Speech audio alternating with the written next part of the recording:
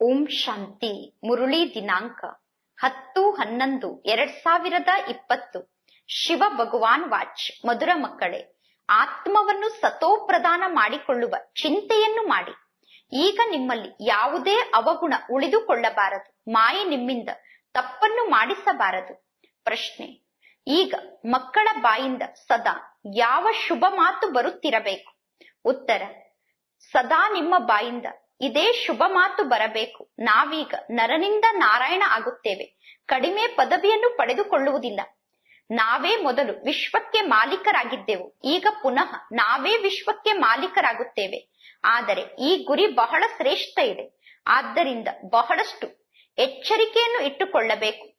ನಿಮ್ಮ ಲೆಕ್ಕವನ್ನು ನೋಡಿಕೊಳ್ಳಬೇಕು. ಗುರಿ ಉದ್ದೇಶವನ್ನು ಸಮ್ಮುಖದಲ್ಲಿಟ್ಟುಕೊಂಡು ಪುರುಷಾರ್ಥವನ್ನು ಮಾಡುತ್ತಿರಬೇಕು.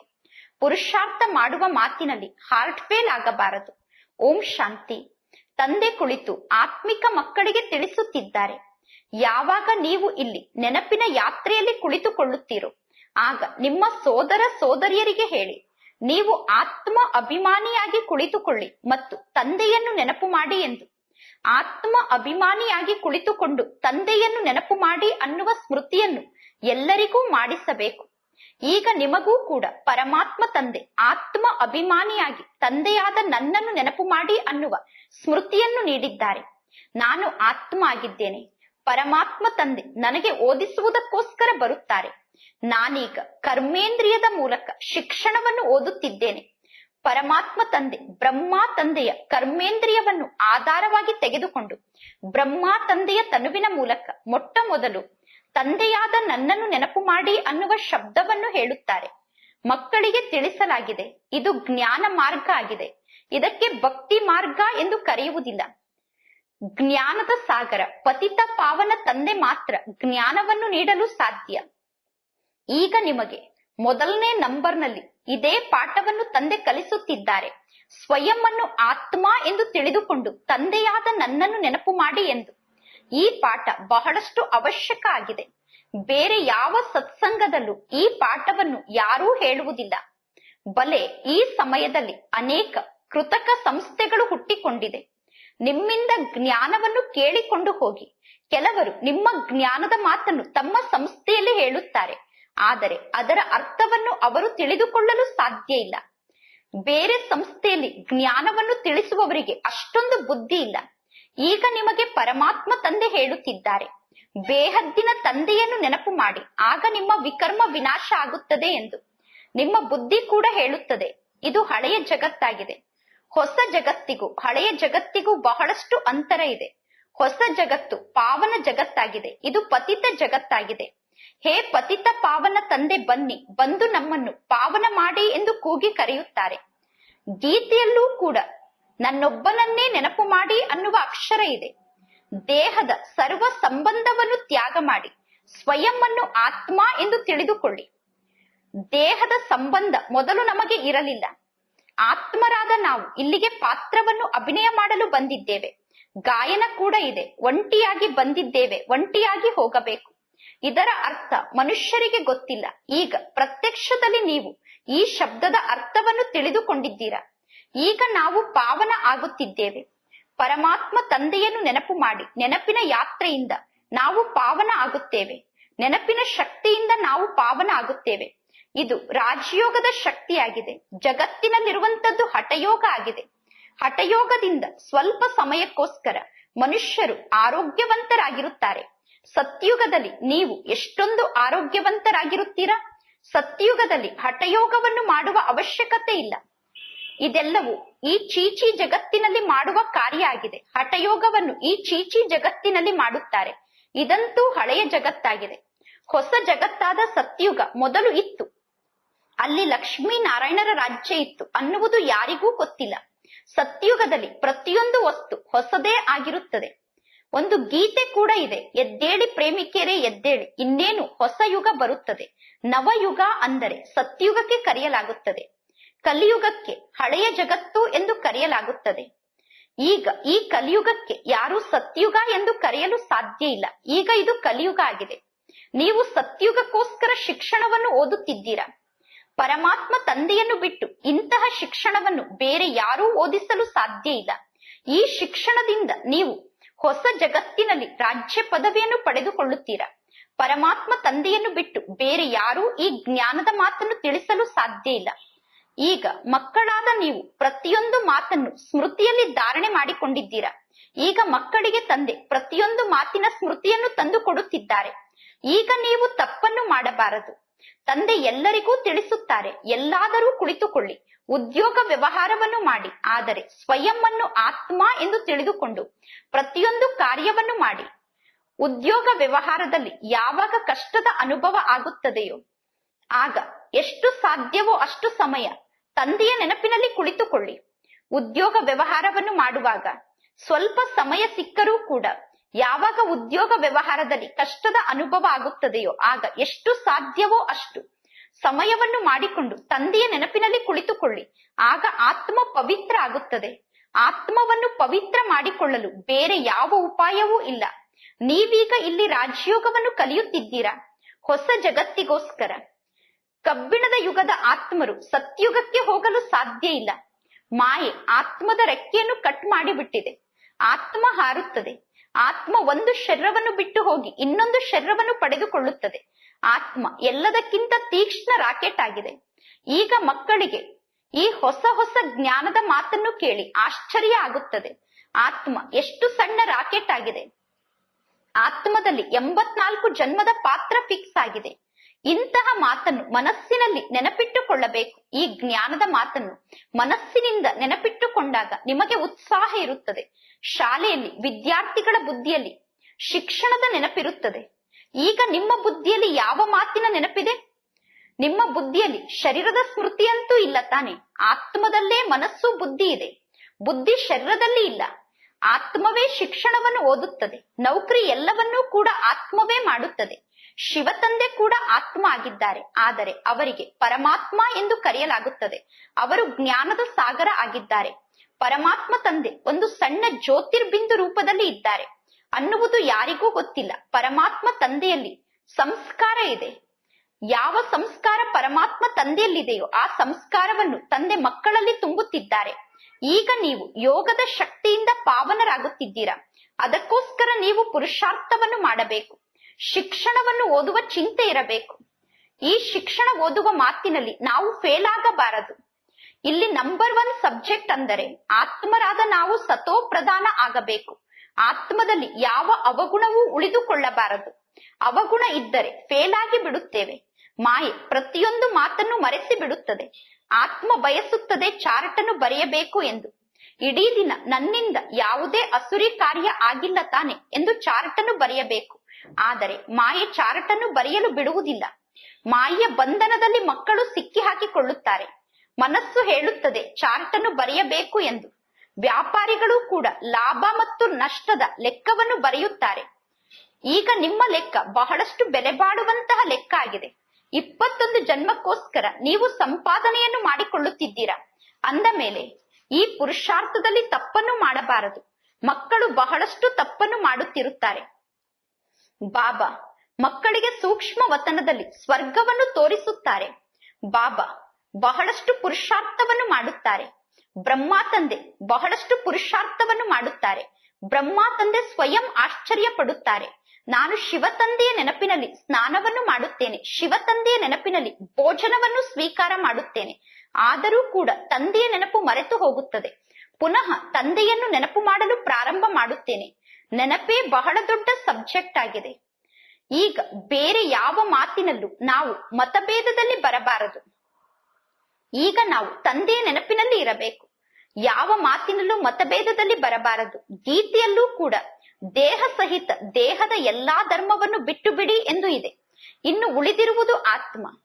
ದೇಹವನ್ನು ಮರೆತು ಸ್ವಯಂವನ್ನು ಆತ್ಮ ಎಂದು ತಿಳಿದುಕೊಳ್ಳಿ. ಆತ್ಮ ಪತಿತ ತಮೋ ಪ್ರಧಾನ ಆಗಿದೆ. ಮನುಷ್ಯರು ಪುನಃ ಹೇಳುತ್ತಾರೆ ಆತ್ಮ ನಿರ್ಲೇಪ ಆಗಿದೆ ಎಂದು. ಆತ್ಮ ಪುನಃ ಪರಮಾತ್ಮ ಆಗುತ್ತದೆ, ಪರಮಾತ್ಮ ಪುನಃ ಆತ್ಮ ಆಗುತ್ತಾರೆ ಎಂದು ತಿಳಿದುಕೊಂಡಿದ್ದಾರೆ. ಆದ್ದರಿಂದ ಆತ್ಮಕ್ಕೆ ಪಾಪ ಪುಣ್ಯ ಅಂಟುವುದಿಲ್ಲ ಎಂದು ಹೇಳುತ್ತಾರೆ. ಇದು ತಪ್ಪಾಗಿದೆ. ಆತ್ಮ ಪರಮಾತ್ಮ ಆಗಲು ಸಾಧ್ಯ ಇಲ್ಲ. ಆತ್ಮ ನಿರ್ಲೇಪ ಅಲ್ಲ. ತಮೋಗುಣಿ ಮನುಷ್ಯರು ತಮೋಗುಣಿ ಶಿಕ್ಷಣವನ್ನೇ ನೀಡುತ್ತಾರೆ.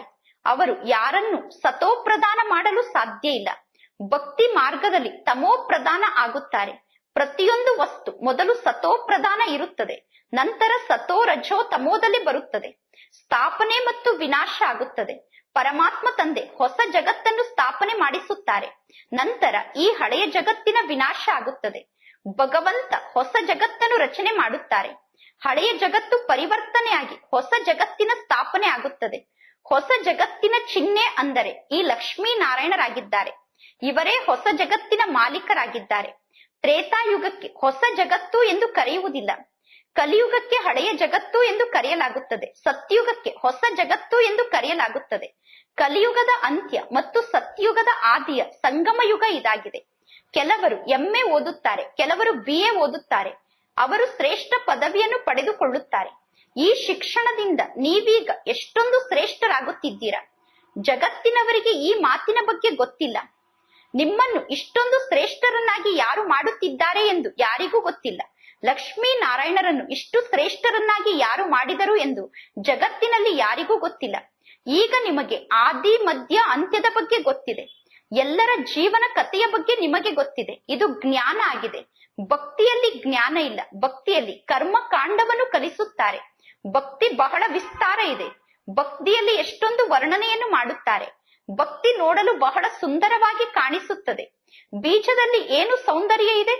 ಬೀಜ ಬಹಳ ಸಣ್ಣದಾಗಿ ಇರುತ್ತದೆ, ನಂತರ ದೊಡ್ಡದಾಗುತ್ತದೆ. ಭಕ್ತಿ ಮಾರ್ಗ ಅನ್ನುವುದು ವೃಕ್ಷ ಆಗಿದೆ.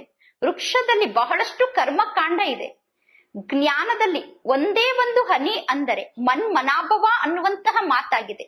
ಜ್ಞಾನದ ಸಾರ ಅಂದರೆ ಕೇವಲ ಮನ್ಮನಾಭವ, ಒಬ್ಬ ತಂದೆಯನ್ನು ನೆನಪು ಮಾಡುವುದೇ ಆಗಿದೆ. ತಂದೆ ಹೇಳುತ್ತಾರೆ, ತಮೋ ಪ್ರಧಾನರಿಂದ ಸತೋ ಪ್ರಧಾನರಾಗುವುದಕ್ಕೋಸ್ಕರ ನನ್ನನ್ನು ನೆನಪು ಮಾಡಿ. ನೀವು ಹೇಳುತ್ತೀರಾ, ಹೇ ಪತಿತ ಪಾವನ, ಬಂದು ನಮ್ಮನ್ನು ಪಾವನ ಮಾಡಿ ಎಂದು. ರಾವಣ ರಾಜ್ಯದಲ್ಲಿ ಎಲ್ಲರೂ ಪತಿತರು ದುಃಖಿಗಳು ಆಗಿದ್ದಾರೆ. ರಾಮ ರಾಜ್ಯದಲ್ಲಿ ಎಲ್ಲರೂ ಪಾವನರು ಸುಖಿಗಳು ಆಗಿದ್ದಾರೆ. ರಾಮರಾಜ್ಯ ಎಂದು ಸತ್ಯುಗಕ್ಕೆ ಕರೆಯಲಾಗುತ್ತದೆ. ರಾಮರಾಜ್ಯ, ರಾವಣ ರಾಜ್ಯ ಅನ್ನುವ ಹೆಸರಿದೆ. ರಾಮರಾಜ್ಯದ ಬಗ್ಗೆ ಯಾರಿಗೂ ಗೊತ್ತಿಲ್ಲ, ಮಕ್ಕಳಿಗೆ ಮಾತ್ರ ಗೊತ್ತಿದೆ. ನೀವೀಗ ಪುರುಷಾರ್ಥವನ್ನು ಮಾಡುತ್ತಿದ್ದೀರಾ. 84 ಜನ್ಮದ ರಹಸ್ಯ ನಿಮಗೆ ಬಿಟ್ಟರೆ ಬೇರೆ ಯಾರಿಗೂ ಗೊತ್ತಿಲ್ಲ. ಬಲೆ ಜಗತ್ತಿನ ಜನ ಹೇಳುತ್ತಾರೆ ಭಗವಾನ್ ವಾಚ್ ಮನ್ಮನಾಭವ ಎಂದು. ಆದರೆ ಇದರ ಅರ್ಥ ಅವರಿಗೆ ಗೊತ್ತಿಲ್ಲ. ಈಗ ನಿಮ್ಮ 84 ಜನ್ಮಗಳು ಪೂರ್ಣ ಆಗಿದೆ ಅನ್ನುವುದು ಗೊತ್ತಿಲ್ಲ. ಈಗ ಚಕ್ರ ಪೂರ್ಣ ಆಗುತ್ತಾ ಇದೆ. ಗೀತೆಯನ್ನು ಓದಿ ಹೇಳುವಂತವರ ಬಳಿ ನೀವು ಹೋಗಿ, ಯಾರೆಲ್ಲ ಭಗವದ್ಗೀತೆಯನ್ನು ಓದಿ ಹೇಳುತ್ತಾರೋ ಅವರ ಬಳಿ ಹೋಗಿ ಕೇಳಿ, ಅವರು ಗೀತೆಯಲ್ಲಿ ಯಾವ ಮಾತನ್ನು ಓದಿ ಹೇಳುತ್ತಾರೆ ಎಂದು. ಈಗ ನಿಮ್ಮ ಬುದ್ಧಿಯಲ್ಲಿ ಸಂಪೂರ್ಣ ಜ್ಞಾನ ಹನಿ ಹನಿಯಾಗಿ ಬೀಳುತ್ತಿರುತ್ತದೆ. ಪರಮಾತ್ಮ ತಂದೆ ಕೇಳುತ್ತಾರೆ, ಮಕ್ಕಳಾದ ನೀವು ನನ್ನ ಜೊತೆ ಮೊದಲು ಎಂದಾದರೂ ಮಿಲನವನ್ನು ಮಾಡಿದ್ದೀರಾ ಎಂದು. ನೀವು ಹೇಳುತ್ತೀರಾ, ಹೌದು ಬಾಬಾ, ಕಲ್ಪದ ಮೊದಲು ಕೂಡ ನಿಮ್ಮ ಜೊತೆ ಮಿಲನವನ್ನು ಮಾಡಿದ್ದೆವು ಎಂದು. ಪರಮಾತ್ಮ ತಂದೆ ಕೇಳುತ್ತಾರೆ, ಮಕ್ಕಳಾದ ನೀವು ಅರ್ಥಸಹಿತವಾಗಿ ಉತ್ತರವನ್ನು ನೀಡುತ್ತೀರಾ, ಕೇವಲ ಗಿಣಿಪಾಠದಂತೆ ಉತ್ತರವನ್ನು ಹೇಳುವುದಿಲ್ಲ. ತಂದೆ ಪುನಃ ಕೇಳುತ್ತಾರೆ, ಏಕೆ ನನ್ನ ಜೊತೆ ಮಿಲನವನ್ನು ಮಾಡಿದ್ದೀರಿ? ನನ್ನಿಂದ ಏನನ್ನು ಪಡೆದುಕೊಂಡಿದ್ದೀರಿ? ಆಗ ನೀವು ಹೇಳಬಹುದು, ನಾವು ವಿಶ್ವದ ರಾಜ್ಯಭಾಗ್ಯವನ್ನು ಪಡೆದುಕೊಂಡಿದ್ದೆವು. ವಿಶ್ವದ ರಾಜ್ಯಭಾಗ್ಯದಲ್ಲಿ ಎಲ್ಲಾ ಮಾತು ಬರುತ್ತದೆ ಎಂದು. ಬಲೆ ನೀವು ಹೇಳುತ್ತೀರಾ, ನಾವು ನರನಿಂದ ನಾರಾಯಣ ಆಗಿದ್ದೆವು, ಅಂದರೆ ವಿಶ್ವಕ್ಕೆ ಮಾಲೀಕರಾಗಿದ್ದೆವು. ವಿಶ್ವಕ್ಕೆ ಮಾಲೀಕರಾಗುವುದು ಅಂದರೆ ಅದರಲ್ಲಿ ರಾಜ ರಾಣಿ ಸಂಪೂರ್ಣ ದೈವಿ ಪರಿವಾರವೇ ಬಂದು ಬಿಡುತ್ತದೆ. ಸತ್ಯುಗಕ್ಕೆ ಮಾಲೀಕರು ರಾಜ ರಾಣಿ ಪ್ರಜೆ ಎಲ್ಲರೂ ಆಗಿರುತ್ತಾರೆ. ಈ ರೀತಿ ಮಾತನಾಡುವುದಕ್ಕೆ ಶುಭ ಮಾತನ್ನು ಮಾತನಾಡುವುದು ಎಂದು ಕರೆಯಲಾಗುತ್ತದೆ. ನಾವೀಗ ನರನಿಂದ ನಾರಾಯಣ ಆಗುತ್ತೇವೆ. ಇದೇನು ಕಡಿಮೆ ಮಾತಲ್ಲ. ತಂದೆ ಹೇಳುತ್ತಾರೆ, ಹೌದು ಮಕ್ಕಳೇ, ಸಂಪೂರ್ಣ ಪುರುಷಾರ್ಥವನ್ನು ಮಾಡಿ ನಿಮ್ಮ ಲೆಕ್ಕವನ್ನು ನೋಡಿಕೊಳ್ಳಬೇಕು. ಈ ಪರಿಸ್ಥಿತಿಯಲ್ಲಿ ನಾನು ಶ್ರೇಷ್ಠ ಪದವಿಯನ್ನು ಪಡೆದುಕೊಳ್ಳಲು ಸಾಧ್ಯ ಆಗುತ್ತದೆಯೋ ಇಲ್ಲವೋ ಎಂದು ಚೆಕ್ ಮಾಡಿಕೊಳ್ಳಿ. ನಾನು ಎಷ್ಟು ಜನರಿಗೆ ಮಾರ್ಗವನ್ನು ತೋರಿಸಿದೆ, ಎಷ್ಟು ಜನರಿಗೆ ನಾನು ಊರುಗೋಲಾದೆ ಎಂದು ನೋಡಿಕೊಳ್ಳಬೇಕು. ಕುರುಡರಿಗೆ ನಾನೀಗ ಊರುಗೋಲಾಗಿದ್ದೇನಾ? ಒಂದು ವೇಳೆ ಸೇವೆಯನ್ನು ಮಾಡದೇ ಇದ್ದರೆ ತಿಳಿದುಕೊಳ್ಳಬೇಕು, ನಾವು ಪ್ರಜಾ ಪದವಿಯನ್ನು ಪಡೆದುಕೊಳ್ಳುತ್ತೇವೆ ಎಂದು. ಸ್ವಯಂನ ಮನಸ್ಸನ್ನು ಸ್ವಯಂ ಕೇಳಿಕೊಳ್ಳಿ. ಒಂದು ವೇಳೆ ಈ ಪರಿಸ್ಥಿತಿಯಲ್ಲಿ ನಾನು ಶರೀರವನ್ನು ತ್ಯಾಗ ಮಾಡಿದರೆ ಯಾವ ಪದವಿ ನನಗೆ ಸಿಗುತ್ತದೆ ಎಂದು. ಗುರಿ ಬಹಳ ಶ್ರೇಷ್ಠ ಇದೆ, ಎಚ್ಚರಿಕೆಯಿಂದ ಇರಬೇಕು. ಕೆಲವು ಮಕ್ಕಳು ತಿಳಿದುಕೊಳ್ಳುತ್ತಾರೆ, ಅವಶ್ಯವಾಗಿ ನಾನು ತಂದೆಯನ್ನು ನೆನಪು ಮಾಡುತ್ತಿಲ್ಲ ಅಂದ ಮೇಲೆ ನಾನು ಚಾರ್ಟ್ ಅನ್ನು ಬರೆದು ಏನನ್ನು ಮಾಡಲಿ? ಈ ರೀತಿ ಚಾರ್ಟ್ ಅನ್ನು ಬರೆಯುವುದನ್ನು ನಿಲ್ಲಿಸಿ ಬಿಡುತ್ತಾರೆ. ಇದಕ್ಕೆ ಹೇಳಲಾಗುತ್ತದೆ ಹಾರ್ಟ್ ಫೇಲ್ ಆಗುವುದು ಎಂದು. ಲೌಕಿಕ ಶಿಕ್ಷಣದಲ್ಲೂ ಈ ರೀತಿ ಆಗುತ್ತದೆ. ಶಿಕ್ಷಣದ ಕಡೆ ಮಕ್ಕಳು ಗಮನವನ್ನು ಕೊಡುವುದಿಲ್ಲ. ಇಲ್ಲೂ ಕೂಡ ಮಕ್ಕಳು ಸ್ವಯಂ ಅನ್ನು ಬುದ್ಧಿವಂತರು ಎಂದು ತಿಳಿದುಕೊಂಡು ಕುಳಿತುಕೊಳ್ಳಬಾರದು. ನಾನೇ ಶ್ರೇಷ್ಠ ಎಂದು ಅಭಿಮಾನಕ್ಕೆ ವಶಾಗಿ ಕುಳಿತುಕೊಳ್ಳಬಾರದು. ಈ ರೀತಿ ತಿಳಿದುಕೊಂಡರೆ ಅಂತ್ಯದಲ್ಲಿ ಫೇಲ್ ಆಗುತ್ತೀರಾ. ಸ್ವಯಂನ ಕಲ್ಯಾಣವನ್ನು ಮಾಡಿಕೊಳ್ಳಬೇಕು. ಗುರಿ ಉದ್ದೇಶ ಸಮ್ಮುಖದಲ್ಲಿ ಇದೆ. ನಾವೀಗ ಶಿಕ್ಷಣವನ್ನು ಕಲಿತು ಈ ರೀತಿ ಪದವಿಯನ್ನು ಪಡೆದುಕೊಳ್ಳಬೇಕು. ಇದು ಆಶ್ಚರ್ಯದ ಮಾತಾಗಿದೆ. ಕಲಿಯುಗದಲ್ಲಿ ರಾಜ್ಯ ಇಲ್ಲ. ಸತ್ಯುಗದಲ್ಲಿ ಈ ದೇವತೆಗಳ ರಾಜ್ಯ ಎಲ್ಲಿಂದ ಬಂತು? ಎಲ್ಲದಕ್ಕೂ ಆಧಾರ ಶಿಕ್ಷಣ ಆಗಿದೆ. ದೇವತೆಗಳು ಮತ್ತು ಅಸುರರು ಯುದ್ಧವನ್ನು ಮಾಡಿದರು ಎಂದು ಹೇಳುತ್ತಾರೆ. ದೇವತೆಗಳು ಅಸುರರ ಮೇಲೆ ವಿಜಯವನ್ನು ಪಡೆದುಕೊಂಡು ರಾಜ್ಯವನ್ನು ಪಡೆದುಕೊಂಡರು ಎಂದು ಹೇಳುತ್ತಾರೆ. ಈಗ ಅಸುರರು ಮತ್ತು ದೇವತೆಗಳು ಹೇಗೆ ಯುದ್ಧವನ್ನು ಮಾಡಲು ಸಾಧ್ಯ? ಕೌರವರು ಮತ್ತು ಪಾಂಡವರು ಕೂಡ ಯುದ್ಧವನ್ನು ಮಾಡುವುದಿಲ್ಲ. ಯುದ್ಧದ ಮಾತನ್ನು ಇಲ್ಲಿ ಸಮಾಪ್ತಿ ಮಾಡಲಾಗಿದೆ. ಯುದ್ಧದ ಮಾತನ್ನು ಇಲ್ಲಿ ಪರಮಾತ್ಮ ತಂದೆ ನಿಷೇಧ ಮಾಡುತ್ತಿದ್ದಾರೆ. ಮೊದಲು ಈ ಮಾತನ್ನು ತಿಳಿಸಿ ಪರಮಾತ್ಮ ತಂದೆ ಹೇಳುತ್ತಾರೆ, ದೇಹದ ಎಲ್ಲಾ ಸಂಬಂಧವನ್ನು ಬಿಟ್ಟು ಸ್ವಯಂ ಅನ್ನು ಆತ್ಮ ಎಂದು ತಿಳಿದುಕೊಳ್ಳಿ. ನಾನು ಆತ್ಮ ಅಶರೀರಿ ಆಗಿ ಬಂದಿದ್ದೆ. ಈಗ ಪುನಃ ವಾಪಸ್ ಮನೆಗೆ ಹೋಗಬೇಕು. ಪವಿತ್ರ ಆತ್ಮರು ವಾಪಸ್ ಮನೆಗೆ ಹೋಗಲು ಸಾಧ್ಯ. ತಮೋ ಪ್ರಧಾನ ಆತ್ಮರು ವಾಪಸ್ ಹೋಗಲು ಸಾಧ್ಯ ಇಲ್ಲ. ಆತ್ಮದ ರೆಕ್ಕೆ ಕಟ್ಟಾಗಿದೆ. ಮಾಯೆ ಆತ್ಮವನ್ನು ಪತಿತ ಮಾಡಿದೆ. ತಮೋ ಪ್ರಧಾನ ಆಗಿರುವ ಕಾರಣ ದೂರದಲ್ಲಿರುವಂತಹ ಪವಿತ್ರ ಸ್ಥಾನಕ್ಕೆ ಹೋಗಲು ಸಾಧ್ಯ ಆಗುತ್ತಿಲ್ಲ. ಈಗ ಆತ್ಮರಾದ ನೀವು ಹೇಳುತ್ತೀರಾ, ನಾವು ನಿಜವಾಗಿಯೂ ಪರಮಧಾಮದ ನಿವಾಸಿಗಳಾಗಿದ್ದೇವೆ. ಇಲ್ಲಿ ನಮಗೆ ಈ ಪಂಚತತ್ವದ ಶರೀರ ಅನ್ನುವ ಗೊಂಬೆ ಸಿಕ್ಕಿದೆ, ಪಾತ್ರವನ್ನು ಅಭಿನಯ ಮಾಡುವುದಕ್ಕೋಸ್ಕರ. ಯಾರಾದರೂ ಸತ್ತಾಗ ಸ್ವರ್ಗವಾಸಿ ಆದರು ಎಂದು ಹೇಳುತ್ತಾರೆ. ಯಾರು ಸ್ವರ್ಗಕ್ಕೆ ಹೋದರು? ಶರೀರ ಹೋಯಿತೋ ಅಥವಾ ಆತ್ಮ ಹೋಯಿತು? ಶರೀರವನ್ನಂತೂ ಇಲ್ಲೇ ಸುಡುತ್ತಾರೆ. ಇನ್ನು ಆತ್ಮ ಉಳಿದುಕೊಳ್ಳುತ್ತದೆ. ಆ ಆತ್ಮ ಕೂಡ ಸ್ವರ್ಗಕ್ಕೆ ಹೋಗಲು ಸಾಧ್ಯ ಇಲ್ಲ. ಮನುಷ್ಯರು ಯಾವ ಮಾತನ್ನು ಕೇಳುತ್ತಾರೋ ಅದು ಸರಿ ಎಂದು ತಿಳಿದುಕೊಳ್ಳುತ್ತಾರೆ. ಮನುಷ್ಯರು ಯಾರು ಯಾವ ಮಾತನ್ನು ಹೇಳುತ್ತಾರೋ ಅದನ್ನೇ ಪುನಃ ಅನ್ಯರಿಗೆ ಹೇಳುತ್ತಿರುತ್ತಾರೆ. ಭಕ್ತಿ ಮಾರ್ಗದಲ್ಲಿ ಭಕ್ತಿಯನ್ನು ಮಾಡುವುದನ್ನು ಕಲಿಸಲಾಗುತ್ತದೆ. ಅಲ್ಲಿ ಗುರಿ ಉದ್ದೇಶದ ಬಗ್ಗೆ ಯಾರಿಗೂ ಗೊತ್ತಿಲ್ಲ. ಶಿವನ ಪೂಜೆ ಸರ್ವಶ್ರೇಷ್ಠ ಪೂಜೆ ಎಂದು ಹೇಳುತ್ತಾರೆ. ಶಿವತಂದೆ ಶ್ರೇಷ್ಠಾತಿ ಶ್ರೇಷ್ಠ ತಂದೆ ಆಗಿದ್ದಾರೆ. ಶಿವತಂದೆಯನ್ನು ನೆನಪು ಮಾಡಿ, ಶಿವತಂದೆಯ ಸ್ಮರಣೆಯನ್ನು ಮಾಡಿ ಎಂದು ಹೇಳುತ್ತಾರೆ. ಶಿವತಂದೆಯನ್ನು ನೆನಪು ಮಾಡಿ ಎಂದು ಮಾಲೆಯನ್ನು ಕೈಗೆ ಕೊಡುತ್ತಾರೆ. ಶಿವ ಶಿವ ಎಂದು ಹೇಳುತ್ತಾ ಮಾಲೆಯನ್ನು ಜಪ ಮಾಡುತ್ತಿರುತ್ತಾರೆ. ಅರ್ಥ ಗೊತ್ತಿಲ್ಲದೆ ಕೇವಲ ಶಿವ ಶಿವ ಎಂದು ಹೇಳುತ್ತಾ ಮಾಲೆಯನ್ನು ಜಪ ಮಾಡುತ್ತಾರೆ. ಅನೇಕ ಪ್ರಕಾರದ ಶಿಕ್ಷಣವನ್ನು ಗುರುಗಳು ನೀಡುತ್ತಿರುತ್ತಾರೆ. ಇಲ್ಲಂತೂ ಒಂದೇ ಮಾತಿದೆ. ತಂದೆ ಸ್ವಯಂ ಹೇಳುತ್ತಾರೆ, ನನ್ನನ್ನು ನೆನಪು ಮಾಡುವುದರಿಂದ ನಿಮ್ಮ ವಿಕರ್ಮ ವಿನಾಶ ಆಗುತ್ತದೆ. ಶಿವ ಶಿವ ಎಂದು ಮುಖದಿಂದ ಹೇಳುವ ಅವಶ್ಯಕತೆ ಇಲ್ಲ. ನಾವೀಗ ಪರಮಾತ್ಮ ತಂದೆಗೆ ಮಕ್ಕಳಾಗಿದ್ದೇವೆ. ಮಕ್ಕಳು ಎಂದಾದರೂ ತಂದೆಯ ಸ್ಮರಣೆಯನ್ನು ಮಾಡುತ್ತಾರೇನು? ಇಲ್ಲಿ ಎಲ್ಲವೂ ಗುಪ್ತ ಆಗಿದೆ. ನೀವಿಲ್ಲಿ ಏನನ್ನು ಮಾಡುತ್ತಿದ್ದೀರಾ ಅನ್ನುವುದು ಯಾರಿಗೂ ಗೊತ್ತಿಲ್ಲ. ಕಲ್ಪದ ಮೊದಲು ಏನು ಆಗಿತ್ತೋ ಈಗಲೂ ಅದೇ ಆಗುತ್ತದೆ. ಕಲ್ಪದ ಮೊದಲು ಯಾರು ಈ ಜ್ಞಾನವನ್ನು ಅರ್ಥ ಮಾಡಿಕೊಂಡಿದ್ದರೋ ಈಗಲೂ ಅವರೇ ಅರ್ಥ ಮಾಡಿಕೊಳ್ಳುತ್ತಾರೆ. ಹೊಸ ಹೊಸ ಮಕ್ಕಳು ಜ್ಞಾನ ಮಾರ್ಗಕ್ಕೆ ಬರುತ್ತಾರೆ. ಮಕ್ಕಳ ಸಂಖ್ಯೆ ವೃದ್ಧಿಯಾಗುತ್ತಾ ಹೋಗುತ್ತದೆ. ಮುಂದೆ ಹೋದಂತೆ ನಾಟಕ ಯಾವ ಯಾವ ದೃಶ್ಯವನ್ನು ತೋರಿಸುತ್ತದೆ ಎಂದು ಸಾಕ್ಷಿಯಾಗಿ ನೋಡಬೇಕು. ಮೊದಲೇ ಪರಮಾತ್ಮ ತಂದೆ ಈ ರೀತಿ ಆಗುತ್ತದೆ ಈ ರೀತಿ ಆಗುತ್ತದೆ ಎಂದು ಸಾಕ್ಷಾತ್ಕಾರವನ್ನು ಮಾಡಿಸುವುದಿಲ್ಲ. ಒಂದು ವೇಳೆ ಮೊದಲೇ ಎಲ್ಲವನ್ನು ಸಾಕ್ಷಾತ್ಕಾರ ಮಾಡಿಸಿದರೆ ಈ ನಾಟಕ ಕೃತಕ ನಾಟಕ ಆಗಿ ಬಿಡುತ್ತದೆ. ಇದೆಲ್ಲವೂ ಬಹಳಷ್ಟು ತಿಳಿದುಕೊಳ್ಳುವ ಮಾತಾಗಿದೆ. ಈಗ ನಿಮಗೆ ತಿಳುವಳಿಕೆ ಸಿಕ್ಕಿದೆ.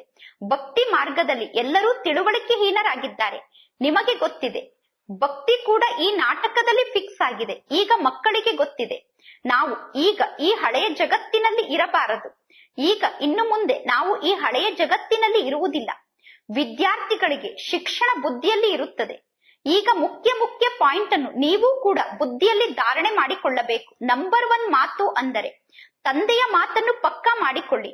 ಯಾವಾಗ ನಂಬರ್ 1 ಮಾತಾದಂತಹ ತಂದೆಯ ಮಾತು ಅನ್ಯರ ಬುದ್ಧಿಯಲ್ಲಿ ಪಕ್ಕಾ ಆಗುತ್ತದೆಯೋ ಆಗ ಮುಂದಿನ ಚಿತ್ರದ ಕಡೆ ಅವರನ್ನು ಕರೆದುಕೊಂಡು ಹೋಗಬೇಕು. ಇಲ್ಲದಿದ್ದರೆ ವ್ಯರ್ಥವಾಗಿ ಪ್ರಶ್ನೆಯನ್ನು ಕೇಳುತ್ತಿರುತ್ತಾರೆ. ಮಕ್ಕಳು ಬಾಬಾರವರಿಗೆ ಪತ್ರವನ್ನು ಬರೆಯುತ್ತಾರೆ. ಬಾಬಾ ಇಂಥವರು ನಮಗೆ ಬರೆದು ಕೊಟ್ಟಿದ್ದಾರೆ, ಗೀತೆಯ ಭಗವಂತ ಶಿವ ಎಂದು. ಇದಂತೂ ಸರಿಯಾದ ಮಾತಾಗಿದೆ. ಬಲೆ, ಗೀತೆಯ ಭಗವಂತ ಶಿವ ಎಂದು ಹೇಳುತ್ತಾರೆ, ಬರೆದು ಕೊಡುತ್ತಾರೆ. ಆದರೆ ಎಲ್ಲರ ಬುದ್ಧಿಯಲ್ಲೂ ಈ ಮಾತು ಕುಳಿತುಕೊಂಡಿರುವುದಿಲ್ಲ. ಒಂದು ವೇಳೆ ಜ್ಞಾನ ಅರ್ಥ ಆಗಿಬಿಟ್ಟರೆ ಪರಮಾತ್ಮ ತಂದೆ ಬಂದಿದ್ದಾರೆ ಎಂದು ಅವರು ಹೇಳಿದರೆ ನಾನು ತಂದೆಯ ಜೊತೆ ಹೋಗಿ ಮಿಲನ ಮಾಡಬೇಕು, ತಂದೆಯಿಂದ ಆಸ್ತಿಯನ್ನು ಪಡೆದುಕೊಳ್ಳಬೇಕು ಎಂದು ಹೇಳುತ್ತಾರೆ. ತಂದೆ ಬಂದಿದ್ದಾರೆ ಅನ್ನುವ ಮಾತಿನ ನಿಶ್ಚಯ ಮಕ್ಕಳ ಬುದ್ಧಿಯಲ್ಲಿ ಕುಳಿತುಕೊಳ್ಳುವುದಿಲ್ಲ. ತಕ್ಷಣ ಬಾಬಾರವರಿಗೆ ಒಬ್ಬರೂ ಪತ್ರವನ್ನು ಬರೆಯುವುದಿಲ್ಲ. ಕೆಲವು ಮಕ್ಕಳು ಪತ್ರವನ್ನು ಬರೆಯುತ್ತಾರೆ, ಬಾಬಾ ಜ್ಞಾನ ಬಹಳ ಚೆನ್ನಾಗಿದೆ ಎಂದು. ಆದರೆ ಇಂತಹ ತಂದೆ ನನಗೆ ಸಿಕ್ಕಿದ್ದಾರೆ, ವಾಹ ಇಂತಹ ತಂದೆ ಎಂದು ಬರೆಯುವಷ್ಟು ಸಾಹಸ ಹೊಸ ಮಕ್ಕಳಿಗೆ ಇಲ್ಲ. ಯಾರು ಇಷ್ಟು ಸಮಯದಿಂದ ನಮ್ಮಿಂದ ದೂರ ಆಗಿದ್ದರೋ, ಯಾವ ತಂದೆಗೋಸ್ಕರ ಭಕ್ತಿ ಮಾರ್ಗದಲ್ಲಿ ನಾವು ಇಷ್ಟೊಂದು ಪೆಟ್ಟನ್ನು ತಿಂದಿದ್ದೇವೋ, ಈಗ ಆ ತಂದೆ ನಮ್ಮನ್ನು ವಿಶ್ವಕ್ಕೆ ಮಾಲೀಕರನ್ನಾಗಿ ಮಾಡಲು ಬಂದಿದ್ದಾರೆ ಅಂದ ಮೇಲೆ ತಂದೆಯ ಬಳಿ ಓಡಿ ಹೋಗಬೇಕು. ಮುಂದೆ ಹೋದಂತೆ ಇಂತಹ ಮಕ್ಕಳು ಹುಟ್ಟಿಕೊಳ್ಳುತ್ತಾರೆ. ತಂದೆಯನ್ನು ಅರ್ಥ ಮಾಡಿಕೊಳ್ಳಬೇಕು. ಶ್ರೇಷ್ಠಾತಿ ಶ್ರೇಷ್ಠ ತಂದೆ ಭಗವಂತ ಆಗಿದ್ದಾರೆ, ಆ ತಂದೆಗೆ ಮಕ್ಕಳಾಗಬೇಕು. ಈ ರೀತಿ ಜ್ಞಾನದ ತಿಳುವಳಿಕೆಯನ್ನು ಅನ್ಯರಿಗೆ ನೀಡಿದಾಗ ಅವರ ಬುದ್ಧಿಯ ಬೀಗ ತೆರೆದು ಬಿಡುತ್ತದೆ. ಒಳ್ಳೆಯದು. ಮಧುರಾತಿ ಮಧುರ ಅಗಲಿ ಹೋಗಿ ಮರಳಿ ಸಿಕ್ಕಿರುವ ಮಕ್ಕಳ ಪ್ರತಿ ಮಾತ್ಪಿತಾ ಬಾಪ್ತಾದರವರ ನೆನಪು, ಪ್ರೀತಿ ಹಾಗೂ ಸುಪ್ರಭಾತ. ಆತ್ಮಿಕ ಮಕ್ಕಳಿಗೆ ಆತ್ಮಿಕ ತಂದೆಯ ನಮಸ್ತೆ, ಆತ್ಮಿಕ ತಂದೆಗೆ ಆತ್ಮಿಕ ಮಕ್ಕಳ ನೆನಪು, ಪ್ರೀತಿ ಹಾಗೂ ನಮಸ್ತೆ ನಮಸ್ತೆ ನಮಸ್ತೆ. ಧಾರಣೆಗೋಸ್ಕರ ಮುಖ್ಯ ಸಾರ. ಫಸ್ಟ್ ಪಾಯಿಂಟ್, ಉದ್ಯೋಗ ವ್ಯವಹಾರವನ್ನು ಮಾಡುತ್ತಿದ್ದರೂ ಕೂಡ ಆತ್ಮವನ್ನು ಪಾವನ ಮಾಡಿಕೊಳ್ಳುವುದಕ್ಕೋಸ್ಕರ ಸಮಯವನ್ನು ಮಾಡಿಕೊಂಡು ತಂದೆಯ ನೆನಪಿನಲ್ಲಿರುವ ಪರಿಶ್ರಮವನ್ನು ಪಡಬೇಕು. ಯಾವುದೇ ಅಸುರಿ ಕೆಲಸವನ್ನು ಮಾಡಬಾರದು. ಸೆಕೆಂಡ್ ಪಾಯಿಂಟ್, ಸ್ವಯಂನ ಕಲ್ಯಾಣವನ್ನು ಮಾಡಿಕೊಳ್ಳಬೇಕು, ಅನ್ಯರ ಕಲ್ಯಾಣವನ್ನು ಮಾಡಬೇಕು. ಶಿಕ್ಷಣವನ್ನು ಓದಬೇಕು ಮತ್ತು ಓದಿಸಬೇಕು. ಎಂದೂ ಕೂಡ ಅಹಂಕಾರಕ್ಕೆ ವಶ ಆಗಿ ನಾನೇ ಬುದ್ಧಿವಂತ ಎಂದು ತಿಳಿದುಕೊಳ್ಳಬಾರದು. ನೆನಪಿನ ಶಕ್ತಿಯಿಂದ ಪುಣ್ಯದ ಖಾತೆಯನ್ನು ಜಮಾ ಮಾಡಿಕೊಳ್ಳಬೇಕು. ನೆನಪಿನ ಶಕ್ತಿಯನ್ನು ಜಮಾ ಮಾಡಿಕೊಳ್ಳಬೇಕು. ವರದಾನ: ಸಾಕಾರ ತಂದೆಯನ್ನು ಅನುಕರಣೆ ಮಾಡಿ ನಂಬರ್ 1 ನಲ್ಲಿ ಬರುವಂತಹ ಸಂಪೂರ್ಣ ಸೂಕ್ಷ್ಮ ದೇವತೆಗಳಾಗಿ ನಂಬರ್ 1 ನಲ್ಲಿ ಬರಲು ಸಹಜ ಸಾಧನ ಅಂದರೆ ಯಾರು ನಂಬರ್ 1 ಇದ್ದಾರೋ ಅಂತಹ ಬ್ರಹ್ಮ ತಂದೆಯನ್ನು ನೋಡಬೇಕು. ನಂಬರ್ 1 ನಲ್ಲಿ ಇರುವಂತಹ ಬ್ರಹ್ಮ ತಂದೆಯನ್ನೇ ನೋಡಬೇಕು. ಅನೇಕರನ್ನು ನೋಡುವ ಬದಲು ಒಬ್ಬ ಬ್ರಹ್ಮ ತಂದೆಯನ್ನು ನೋಡಬೇಕು. ಒಬ್ಬ ತಂದೆಯನ್ನೇ ಅನುಕರಣೆ ಮಾಡಬೇಕು. ನಾವೀಗ ಸೂಕ್ಷ್ಮ ದೇವತೆಗಳಾಗಬೇಕು ಅನ್ನುವ ಮಂತ್ರವನ್ನು ಪಕ್ಕಾ ಮಾಡಿಕೊಳ್ಳಬೇಕು. ಆಗ ತಂದೆಗೂ ನಮಗೂ ಇರುವ ಅಂತರ ಸಮಾಪ್ತಿಯಾಗುತ್ತದೆ. ನಂತರ ವಿಜ್ಞಾನದ ಯಂತ್ರ ತನ್ನ ಕೆಲಸವನ್ನು ಮಾಡಲು ಪ್ರಾರಂಭ ಮಾಡುತ್ತದೆ ಮತ್ತು ನಾವು ಸಂಪೂರ್ಣ ಸೂಕ್ಷ್ಮ ದೇವತೆಯಿಂದ ದೇವತೆ ಆಗಿ ಬಿಡುತ್ತೇವೆ. ಆಗ ಹೊಸ ಜಗತ್ತಿನಲ್ಲಿ ಅವತರಿತ ಆಗುತ್ತೇವೆ. ಅಂದ ಮೇಲೆ ಸಂಪೂರ್ಣ ಸೂಕ್ಷ್ಮ ದೇವತೆ ಆಗಬೇಕು ಅಂದರೆ ಸಾಕಾರದಲ್ಲಿ ತಂದೆಯನ್ನು ಅನುಕರಣೆ ಮಾಡಬೇಕು. ಸಂಪೂರ್ಣ ಸೂಕ್ಷ್ಮ ದೇವತೆ ಆಗುವುದು ಅಂದರೆ ಸಾಕಾರದಲ್ಲಿರುವ ಬ್ರಹ್ಮ ತಂದೆಯನ್ನು ಅನುಕರಣೆ ಮಾಡುವುದು. ಶ್ಲೋಗನ್: ಜ್ಞಾನದ ಬಗ್ಗೆ ಮನನವನ್ನು ಮಾಡಿದಾಗ ಖುಷಿ ಅನ್ನುವಂತಹ ಬೆಣ್ಣೆ ಸಿಗುತ್ತದೆ. ಖುಷಿ ಅನ್ನುವಂತಹ ಬೆಣ್ಣೆ ಜೀವನವನ್ನು ಶಕ್ತಿಶಾಲಿ ಮಾಡುತ್ತದೆ. ಆದ್ದರಿಂದ ಜ್ಞಾನವನ್ನು ಮನನ ಮಾಡಿ ಶಕ್ತಿಶಾಲಿ ಆಗಬೇಕು. ಒಳ್ಳೆಯದು. ಓಂ ಶಾಂತಿ.